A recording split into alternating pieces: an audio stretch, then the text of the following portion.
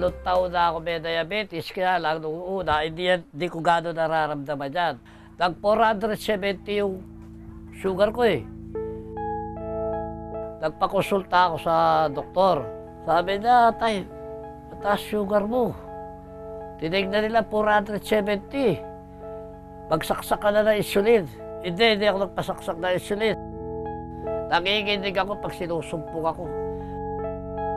Pag tumaas ang sugar ko, alam na alam ko, puputok yan. Nagtutubig yan. Alam ko nang mataas ang sugar ko. Nung kumain ako ng gluten, kasakit tapos tumagal, na-infection. Dinala ko yan sa doktor, na-infection daw yung dugo ko tsaka sumagad hanggang sa buto.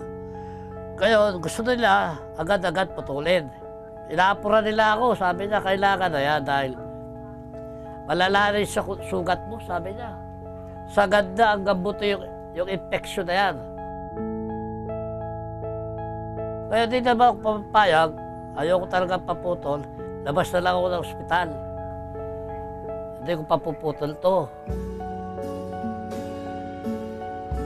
Ang main talaga yan, ayan. Wala na, ay laki niyan. Bagayan, ganyan ka mo. Eto, bagayan.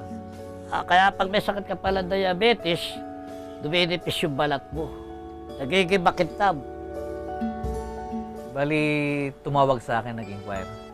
Tungkol nga sa King Herbal. Kasi may diabetes nga siya, mataas ang blood sugar niya. Maga yung sugat niya, paa hanggang binti.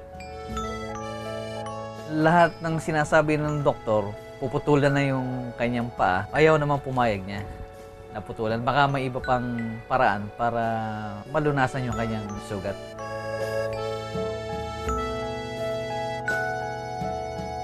Lumakain naman ko na King Herbal, sumigla yung katawan ko, nakakondisyon pa, wala na ako nararamdaman.